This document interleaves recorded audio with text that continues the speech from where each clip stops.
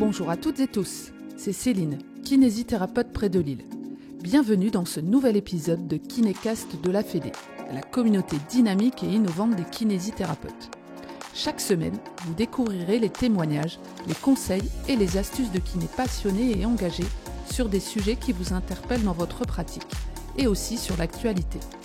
Ensemble et avec la Fédé, bougeons les lignes de la kinésithérapie. Bonne écoute! Kiné Actualité est partenaire de Kinécast. Actualité, interviews, reportages, mais aussi formation continue et gestion du cabinet, tout ce dont vous avez besoin est dans Kiné Actualité, le magazine de référence pour la profession. Bonjour à toutes, bonjour à tous, bienvenue dans le nouvel épisode de Kinécast. Aujourd'hui, j'ai le plaisir de recevoir Nicolas Odabachian, kinésithérapeute, pour parler de l'activité physique adaptée. Bonjour Nicolas. Bonjour Céline. Comment vas-tu ? Très bien, je suis super content d'être là. Je suis même honoré d'être là parce que je passe après des rockstars quand même. Je suis très content. D'accord, moi ça me fait plaisir énormément de te recevoir. C'est vrai que voilà, en plus ça a été une démarche de ta part. Voilà, c'est toi qui as vraiment souhaité, parce que c'est un sujet qui te tient à cœur, l'activité physique adaptée. Donc voilà, t'es venu faire Kinécast, voilà. Et puis donc c'est avec plaisir que Kinécast te reçoit. Merci beaucoup. Tout d'abord, je te propose de te présenter. Tu as déjà bien fait, tu as expliqué qui j'étais. Juste une petite précision sur mon nom de famille, c'est Odabachian. Excuse-moi. Mais voilà, ça c'est l'histoire de ma vie, donc je ne tiendrai pas rigueur du tout. Comme tu l'as expliqué, je suis kinésithérapeute. Je suis aussi enseignant en activité physique adaptée, de par une formation STAPS universitaire qui date d'une vie antérieure. Et donc j'ai un peu ces deux casquettes-là. Et c'est pour ça, comme tu l'as bien introduit juste avant, effectivement, ça me tenait à cœur d'en parler parce que c'est une thématique, une notion qui a tendance à être méconnue par nos confrères et nos consoeurs kinés. Donc j'avais vraiment envie d'apporter des clarifications là-dessus. Et sinon, j'exerce en libéral. Voilà, ça c'est en partie kiné. Et puis, j'enseigne en école de kiné et je forme. Et puis, je suis aussi défenseur de la profession par le biais d'une institution syndicale. D'accord. Donc, quels sont tes engagements alors au niveau syndical ? Je suis élu départemental, donc dans le 57 en Moselle, et aussi élu à l'URPS des masseurs kiné Grand Est. Alors, comment tu es passé alors de kiné à formateur en activité physique adaptée ? Pourquoi tu as souhaité justement proposer à tes patients, à ces usagers, l'activité physique adaptée ? C'est un constat qu'on a eu, nous, dans notre département. En fait, plusieurs confrères et puis d'autres professionnels, que ce soit du sport ou même des médecins, on a constaté quand même qu'il y avait de plus en plus de personnes sédentaires dans nos cabinets et c'était totalement généralisable à la population. En tout cas, dans notre département ou même dans notre région, il y a une réelle installation de la sédentarité chez les gens. Et c'est bien dommage et ça se traduit par une augmentation assez importante des affections longue durée, des pathologies chroniques et de cette obésité dont on entend de plus en plus parler. Donc ce constat-là, on l'a fait. On s'est dit que c'était indispensable d'être, nous, kinésithérapeutes, acteurs de ça, d'être dans ce train-là de la prise en charge de ces publics et aussi proposer à certains patients qu'on aurait pu avoir dans nos cabinets, affections longue durée, pathologies chroniques qui tournent en rond, sont, si je peux dire ça, dans une certaine errance thérapeutique, leur proposer une solution, une ouverture, une possibilité supplémentaire dans leur parcours. Et les activités physiques adaptées avaient ce sens-là. Donc on a construit un dispositif sport santé, activité physique adaptée. On reviendra sur les termes, les notions si tu veux après. On a constitué ça sur le département de la Moselle pour permettre à des bénéficiaires, pour ne pas les appeler les patients, des bénéficiaires leur permettre de pratiquer une activité physique adaptée en fonction de leur situation. Alors, comme tu le disais, hein, je pense que c'est vrai qu'avant de débuter, de rentrer dans le vif du sujet, il est peut-être important qu'on définisse les termes entre l'activité physique adaptée, le sport santé, l'activité sportive aussi. Tout à fait. Voilà. Est-ce que tu peux nous éclairer sur ce sujet ? Oui, il faut absolument qu'on fasse une clarification là-dessus parce que ça peut en fait décontenancer nos confrères et nos consoeurs sur les termes. Qu'est-ce que le sport santé? Qu'est-ce que l'activité physique adaptée? Qu'est-ce que l'activité physique tout court? En fait, il faut différencier certaines choses. L'activité physique, en soi, c'est toute situation qui va entraîner du mouvement, de la dépense énergétique. Voilà. Ça peut être marcher, ça peut être travailler, ça peut être faire du jardinage, ça peut être faire un match de foot. Toutes ces choses-là sont de l'activité physique, puisque le mouvement, par définition, il est activé. Le sport santé, on va déjà rentrer dans une notion davantage réglementée, codifiée par le simple mot du sport. Hein. Le sport en lui-même, on l'a tous vu avec les Jeux Olympiques, c'est fédéral. Il y a de la compétition, parfois. Il y a des réglementations, il y a des catégories, que ce soit de poids, d'âge. C'est codifié. Le sport santé, c'est toute pratique sportive réalisée dans le but d'améliorer sa santé, qu'elle soit métabolique, qu'elle soit physique, qu'elle soit mentale. C'est cet objectif-là. L'activité physique adaptée, maintenant, c'est une possibilité que l'on va donner à des personnes qui sont dans une sorte d'errance, de distanciation par rapport au mouvement. Des gens donc qui n'ont pas forcément une motivation gigantesque de bouger. Des gens peut-être que leur dernière expérience d'activité physique date des cours de PS au collège. Ça date d'il y a très très longtemps. Et parfois une mauvaise expérience, d'ailleurs. Tout à fait. Ça peut aussi être traumatisant, cette période-là. Il y a des gens qui en ont énormément souffert. Par ce fait, se sont complètement détournés de ça. Pour eux, le sport, l'activité physique, le mouvement, c'est négatif.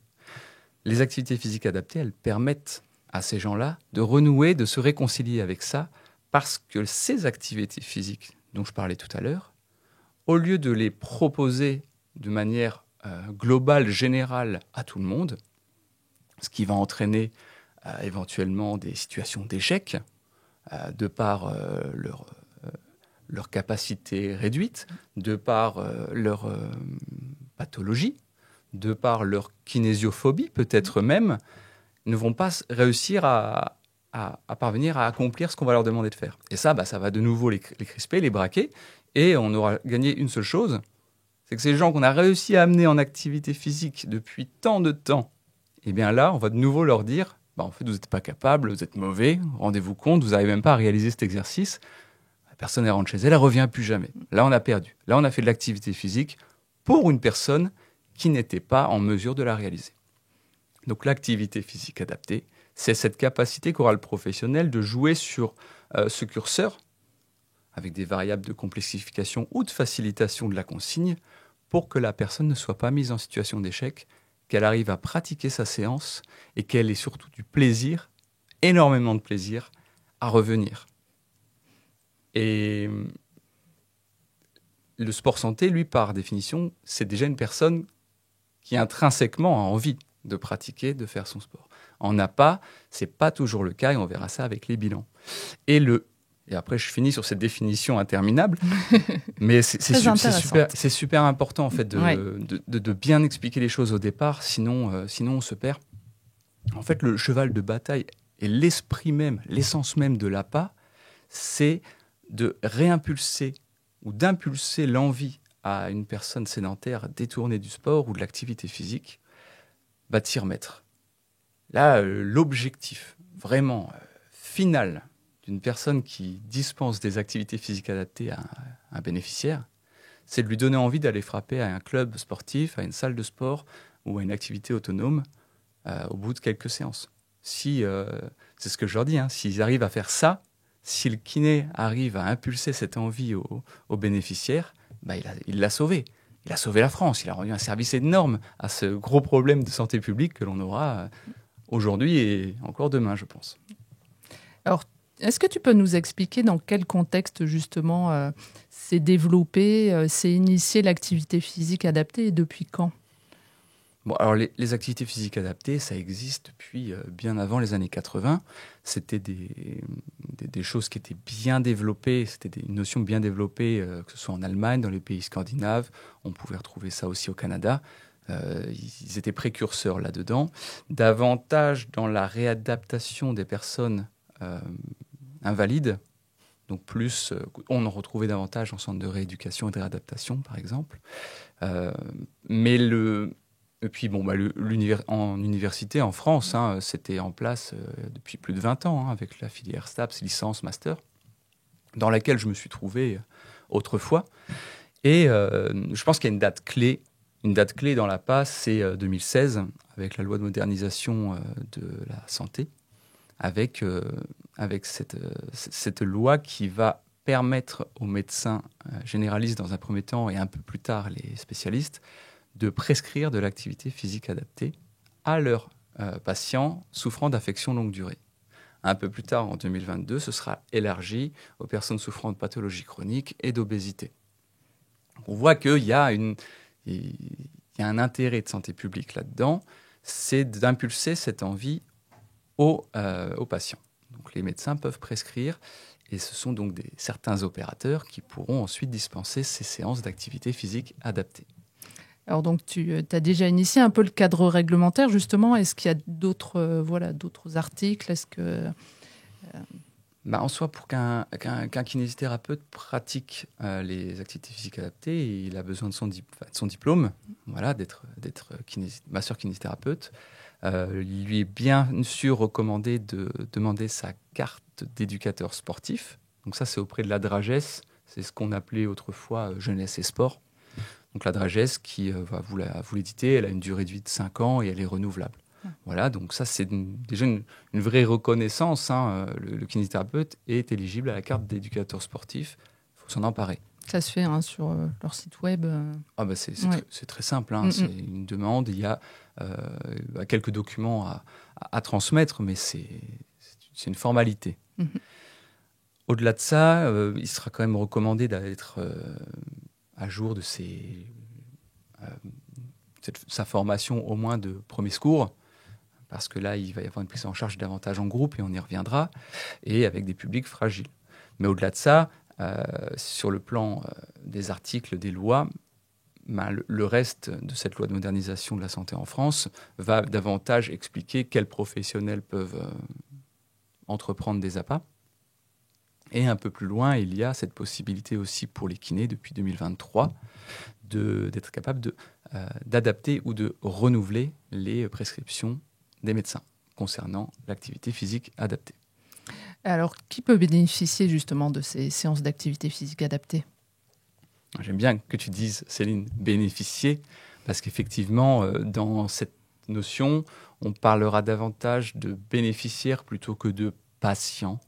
Parce que l'activité physique adaptée, elle s'habille de quelque chose qui est moins blouse blanche, même si ça reste une thérapie non médicamenteuse, qu'on se le dise, mais dans le ressenti et dans le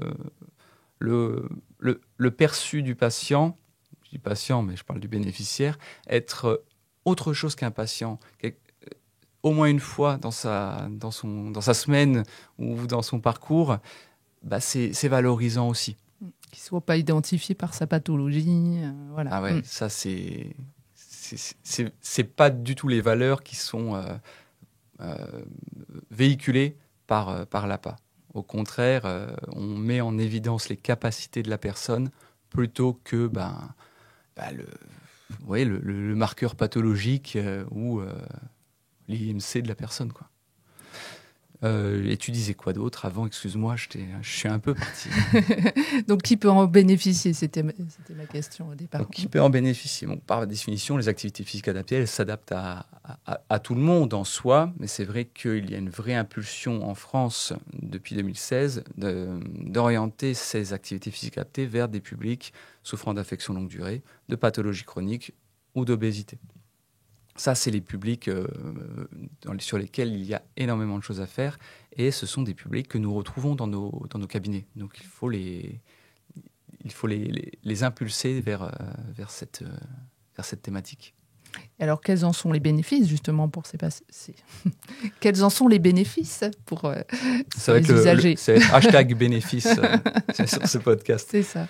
En fait, les bénéfices de l'activité physique, les bénéfices du mouvement, alors si nos auditeurs sont kinésithérapeutes, je pense que je vais parler à des convaincus, mais ils sont énormissimes et ils sont scientifiquement prouvés depuis des années et des années. Tous les jours, des nouveaux articles sortent sur les bienfaits de l'activité physique, que ce soit sur une filière aérobique, une filière anaérobie, ça peut être des exercices d'endurance ou des exercices de plus renforcement.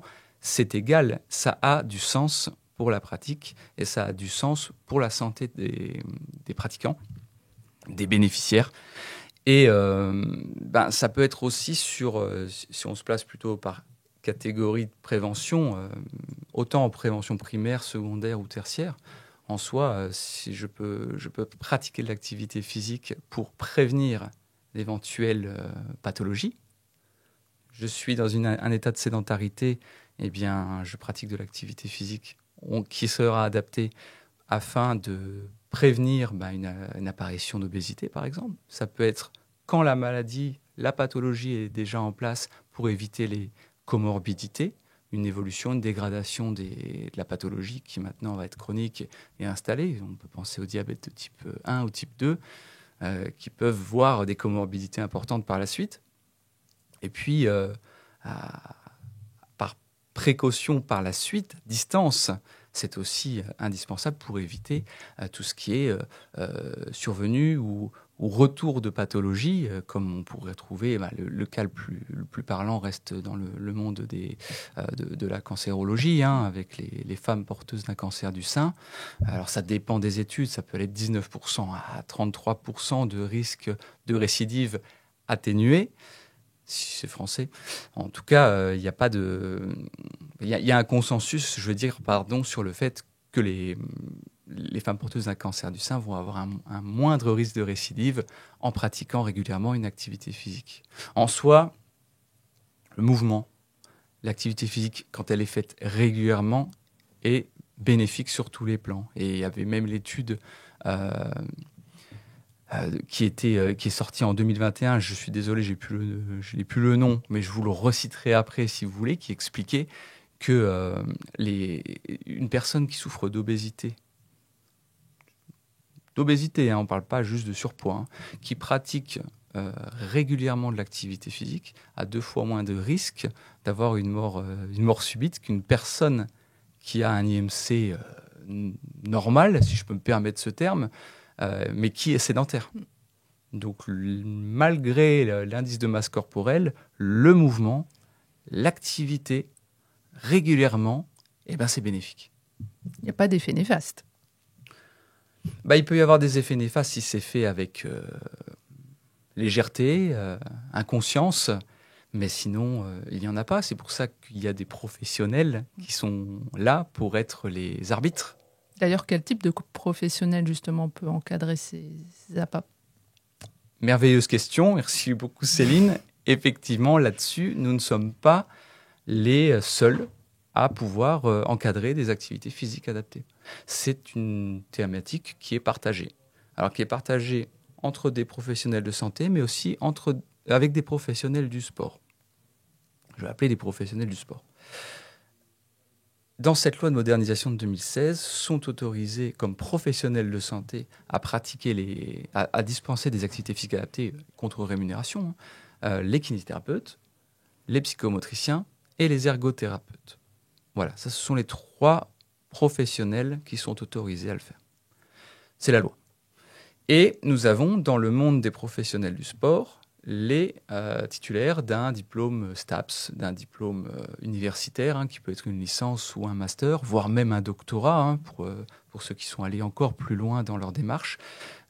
Eux sont autorisés également à pratiquer, puisqu'ils sont diplômés d'une formation d'activité physique adaptée.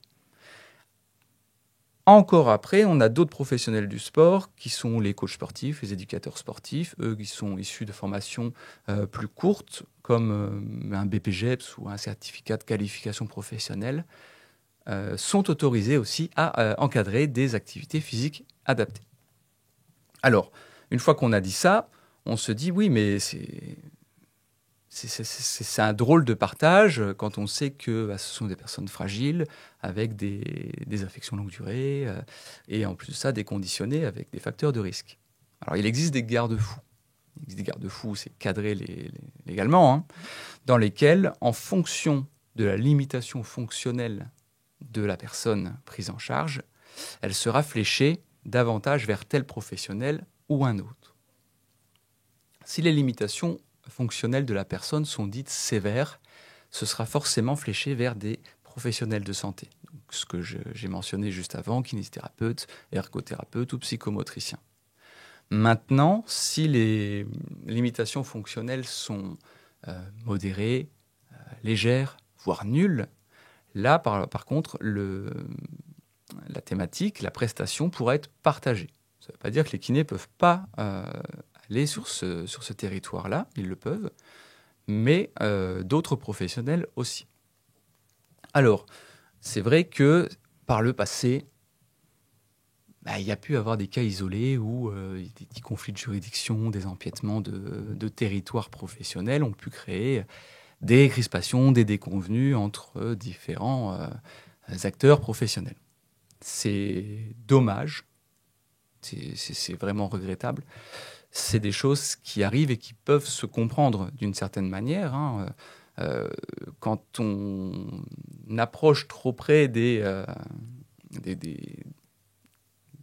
juridictions, des autorisations de pratique, du métier d'une profession, forcément, certains peuvent se crisper et lever des boucliers, ou voire même, ça peut faire des étincelles. Voilà. Faut jamais oublier une chose, c'est que qu'on soit professionnel de santé, qu'on soit professionnel du sport, on travaille pour une seule personne, en fait. C'est le bénéficiaire. Le but du jeu, c'est que cette personne-là, elle se réconcilie avec l'activité physique, avec le mouvement. Et si elle sent qu'il y a un malaise, qu'il y a des chasses gardées ou des personnes belliqueuses comme ça qui viendraient, que ce soit des kinés envers des APA ou des APA envers des kinés, ce sera donner un mauvais signal à cette super possibilité qu'on avait pour le bénéficiaire. Il faut juste savoir rester dans son cadre réglementaire. Ça veut dire, les enseignants en activité physique adaptée, moi je suis fait de ce bois-là aussi, je tiens à le mentionner. Pour moi, c'est peut-être plus facile parce que j'ai cette bicéphalie qui me permet de savoir exactement ce que peuvent faire, ce que savent faire les uns et les autres. Mais ce qu'il faut savoir, c'est que les enseignants en activité physique adaptée ont des compétences. S'ils sont reconnus pour le faire, c'est qu'ils ont des compétences. Ils ont des compétences, déjà dans les connaissances d'activité physique, de discipline sportive, on ne peut pas le nier. Ils ont de véritables compétences. Ils ont aussi de très bonnes compétences dans la capacité à animer, à encadrer des groupes. Ça non plus, on ne peut pas leur enlever. Alors ça, ils détestent qu'on dise qu'ils sont des animateurs. Pour moi, savoir animer un groupe, c'est une véritable richesse. C'est génial de savoir faire ça. Donc il n'y a pas à rougir de ça.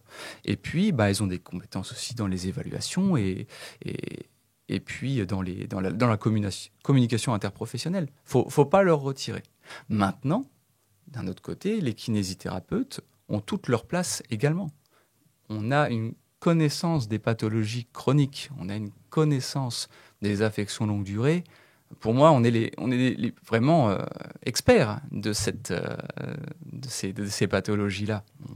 On maîtrise ça sur le bout de nos doigts, puisque tous les jours, au cabinet, on a des personnes, et c'est malheureux, hein, c'est grave, hein, mais on en a énormément dans le cabinet qui viennent et on les prend en charge. Donc on connaît les facteurs de risque, on connaît les signes d'alerte. Ça, on ne peut pas nous l'enlever. Aussi, nous les kinésithérapeutes, il ne faut pas oublier que nous sommes des professionnels de santé. On a ce prisme médical ou paramédical, on peut jouer sur les mots, mais on est aussi en capacité d'avoir accès à des dossiers médicaux. On est aussi en capacité à échanger facilement avec d'autres thérapeutes professionnels de santé. Je pense aux médecins traitants, je pense aux spécialistes, aux hôpitaux. Voilà, ça c'est dans notre culture, c'est en nous.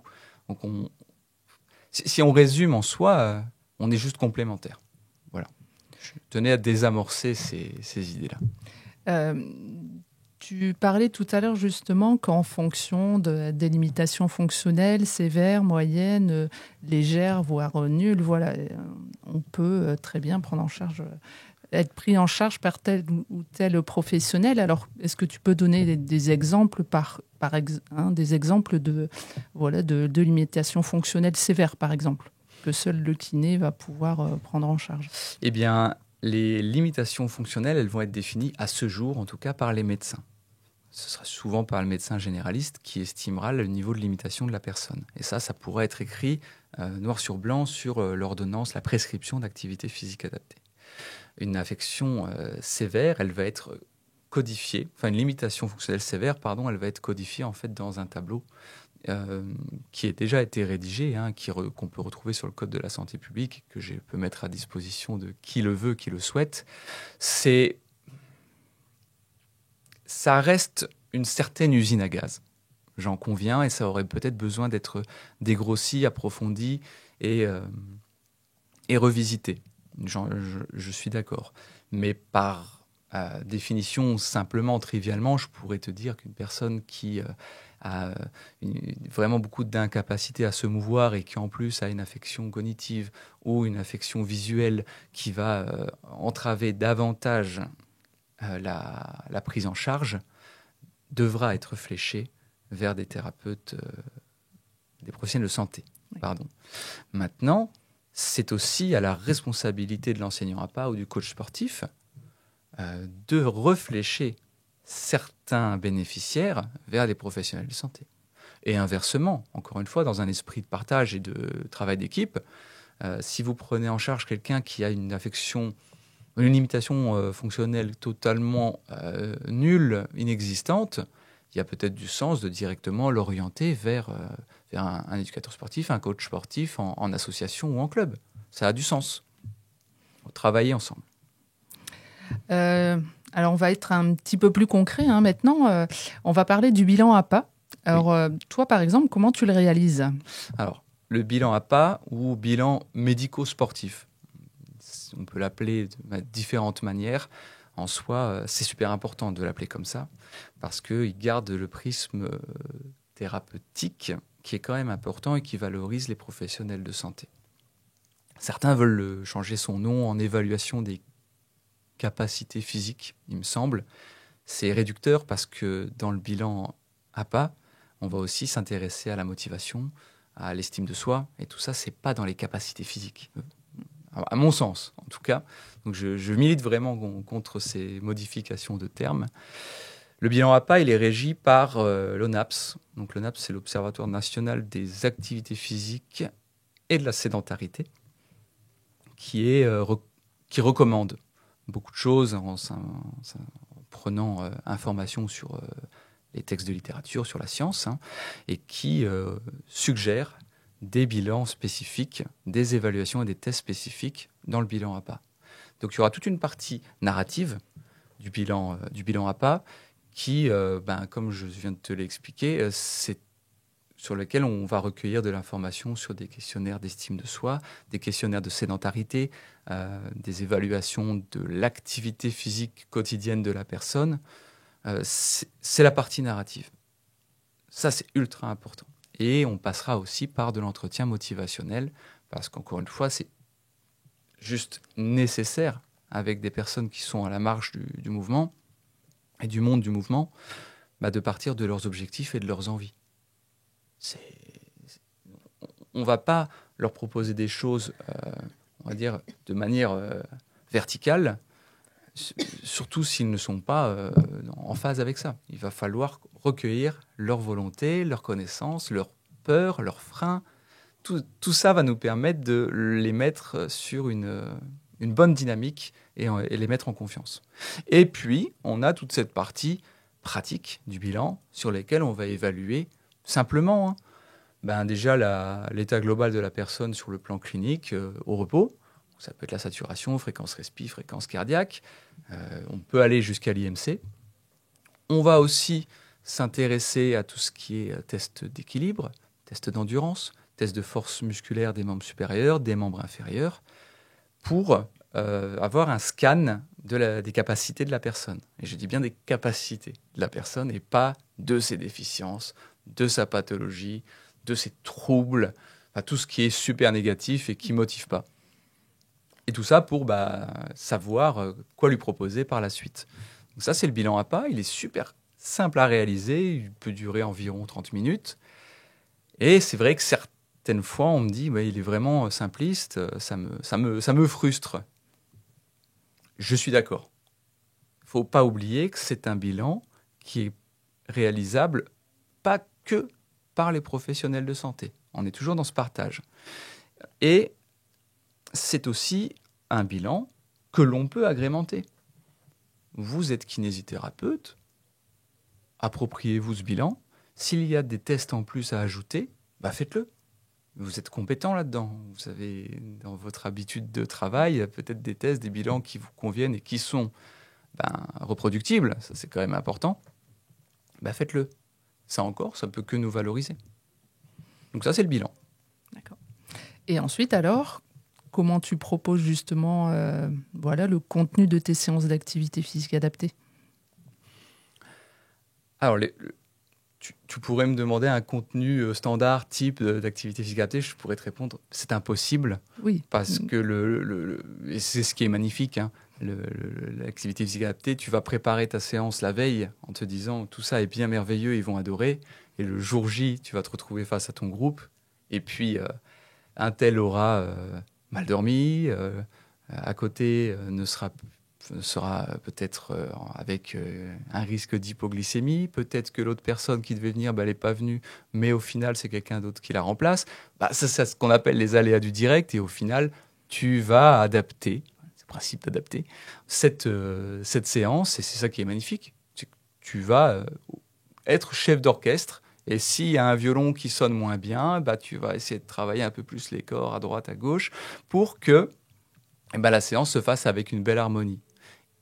Par contre, il y a une chose qui est essentielle, c'est que l'activité physique adaptée doit se faire en groupe pour avoir cette émulation, pour que les gens puissent se retrouver. C'est souvent des personnes qui sont à la marge sociale aussi, isolées, et qui n'ont plus ce goût, cette fibre d'aller vers.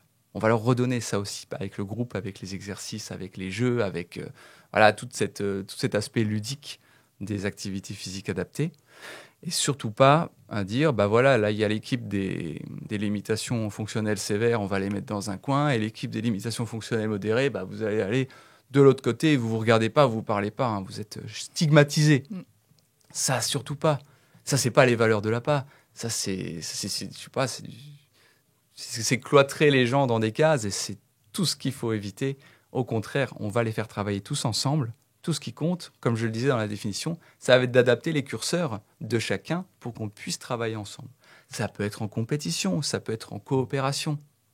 Le tout, c'est que ce soit fait ensemble avec plaisir. Et c'est vrai que moi, j'aime beaucoup intégrer des logiques internes sportives dans le but et l'idée derrière, c'est que si j'utilise des référentiels sportifs comme un ballon de basket, une raquette de tennis, un environnement qui peut être des tatamis, qui peuvent être des gants de boxe, des choses comme ça, les bénéficiaires vont davantage en fait se représenter la discipline. Et peut-être que déjà à ce moment-là, on aura planté la petite graine qui va fleurir et leur donner l'envie d'aller toquer à un club ou une asso de ce sport. Et là, on a gagné. Là, c'est victoire. Alors, tu disais que tu ne formes pas tes groupes en fonction de la limitation, donc tu les formes comment ? en fonction de leurs possibilités, en fonction de leur disponibilité. C'est vraiment ça, en fait. Ouais. Surtout le dispositif, il n'y a pas de création de groupe spécifique. Alors, ça peut se faire si on a une spécificité dans tel ou tel domaine et que l'on reçoit quasi exclusivement que des personnes en surcharge pondérale, des personnes porteuses de tel ou tel cancer. Voilà, je vais vous dire, oui, vous pouvez travailler ensemble, mais j'ai même envie de te dire, telle personne en surcharge pondérale n'aura pas les mêmes capacités que telle autre personne en surcharge pondérale. En soi, il n'y a plus de cases, il n'y a plus de groupe, de niveau. C'est tous ensemble vers le même objectif, c'est bouger, aller mieux et prendre du plaisir. Ouais, c'est ça. On en revient toujours aux capacités du patient et pas ses limitations. Ouais, le verre à moitié plein. Alors, comment sont financées ces séances ? Voilà, là on rentre dans le sujet sensible de ce podcast, mesdames et messieurs.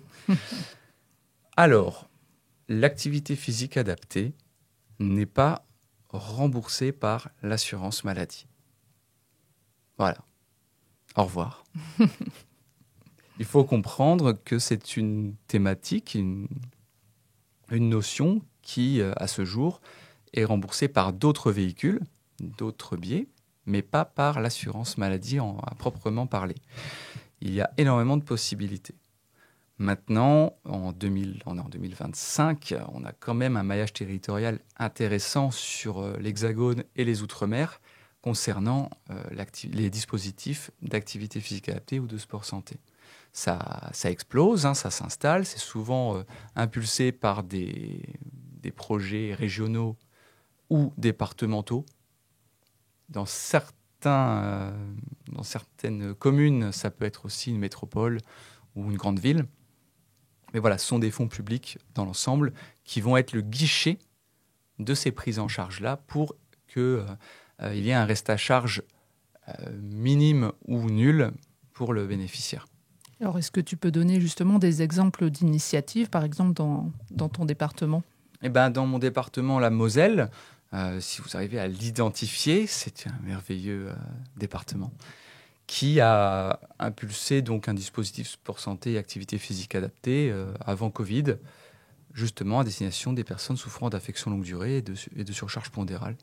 On a créé ça de manière co-construite avec des médecins, avec des professionnels du sport et avec les kinésithérapeutes, parce qu'on était convaincus que les kinésithérapeutes étaient la pierre angulaire de cette équipe,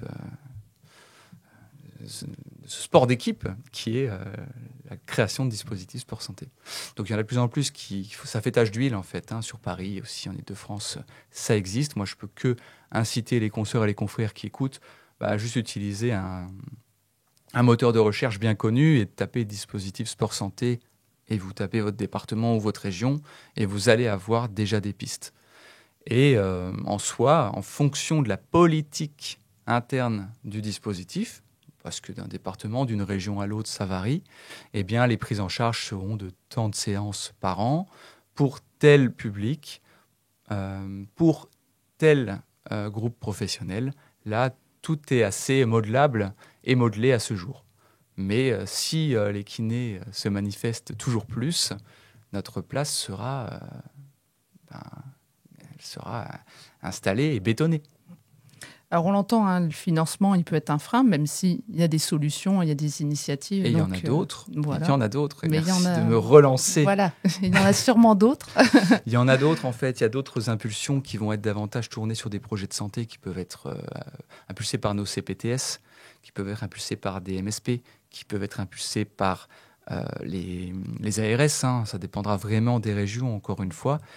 Les projets de santé publique qui vont vers la lutte contre la sédentarité, il y en a tout le temps. Il y a des appels à candidature, des appels à projets. On peut s'en emparer, on doit s'en emparer. En tout cas, moi, je milite vers ça. Et c'est vrai que quand on est... là, j'étais avec l'URPS Grand Est. On véhicule vraiment toutes ces informations-là. Dès qu'il y a des appels à projets, on les transmet aux consoeurs, aux confrères. D'autres possibilités de financement encore sont possibles. On va avoir les mutuelles. En fait, les mutuelles cette fois-ci, je vais dire des patients, parce que c'est comme ça qu'ils les appellent. Les mutuelles, maintenant, dans leur quasi-totalité, prennent en charge un certain nombre d'activités physiques adaptées, de séances d'activités physiques adaptées, de bilans d'activités physiques adaptées pour leurs patients, en tout cas pour leurs adhérents. Et c'est quasiment du même acabit que si votre patient il vous dit moi j'ai pris mes séances d'ostéo ou je suis allé faire du bien-être et c'est pris en charge par ma mutuelle. Et c'est la même chose avec l'activité physique adaptée. Il y a cette possibilité-là aussi. Et puis, la dernière possibilité, ça reste les fonds propres de la personne, qui, si son dispositif est épuisé pour l'année, parce qu'il a déjà bénéficié de tant de séances, si sa mutuelle, elle est épuisée aussi, mais que la personne a envie de continuer, je vais vous dire, c'est super. Déjà, vous avez réussi à la convaincre de continuer l'activité physique, et vous pouvez être aussi cette solution à dernière étape, c'est de proposer des séances. Là, on sera peut-être plus sur du sport santé pour le coup maintenant, des séances d'activité physique adaptée ou de sport santé que vous facturerez de manière à titre privé, sur facture, sur devis, comme quand nous faisons du hors-nomenclature. Et le hors-nomenclature, peut-être qu'il y a 10 ans, était effrayant. C'était pas du tout dans le sens de l'histoire pour les consoeurs, pour les confrères. Maintenant, il y a de plus en plus, et ça je m'en rends compte en formation, de consoeurs, de confrères qui s'emparent du hors-nomenclature pour diversifier, proposer des choses nouvelles et des services nouveaux à leurs usagers. Est-ce qu'il y a d'autres freins justement à l'exercice de l'activité physique adaptée pour les kinés? Alors, outre le frein financier qui n'en est pas un puisqu'il y a des solutions, et à chaque frein il y a des solutions, peut-être déjà, c'est la connaissance de ce qu'est l'activité physique adaptée. Et encore une fois, merci de me recevoir sur ce podcast parce que je peux en parler et peut-être dégrossir ou faciliter la compréhension, je l'espère, de ce qu'est l'activité physique adaptée. Dans un premier temps, quand on ne sait pas, on ne connaît pas, on ne va pas vers. On n'ose pas. De toute façon, c'est peut-être même pas fait pour nous. C'est possible. Donc les solutions, c'est de faire des soirées d'infos, c'est de faire des podcasts, c'est de faire des campagnes de com, c'est de se former aussi à l'activité physique adaptée quand on est kinésithérapeute. C'est possible. Donc, je dis former, je vais le dire tout de suite, j'ai un énorme conflit d'intérêts. C'est que je suis formateur en formation continue pour les kinés avec l'INK, justement sur le thème de l'activité physique adaptée. Donc là-dessus, on travaille tant en e-learning qu'en présentiel. On bosse déjà sur comprendre le contexte, comment réaliser les bilans qui sont orientés au NAPS, comment constituer des séances, comment travailler en pluridisciplinarité pour aussi déconstruire des éventuelles querelles. Voilà, c'est pas le but. Le but, c'est pas de faire du conflit. C'est juste que les confrères et consoeurs s'emparent d'une thématique qui leur est possible, c'est dans la loi, se l'approprient et prennent du plaisir pour leurs bénéficiaires. Alors comment tu vois justement l'évolution possible, les perspectives de l'APA? Est-ce que il y a des choses sur lesquelles souhaiterais défendre, se battre pour que certaines choses évoluent? Vraiment, moi, je vais te dire, je vois le verre à moitié plein toujours. Et pour la place du kiné dans ce monde méconnu de l'activité physique adaptée, ça ne fait que commencer.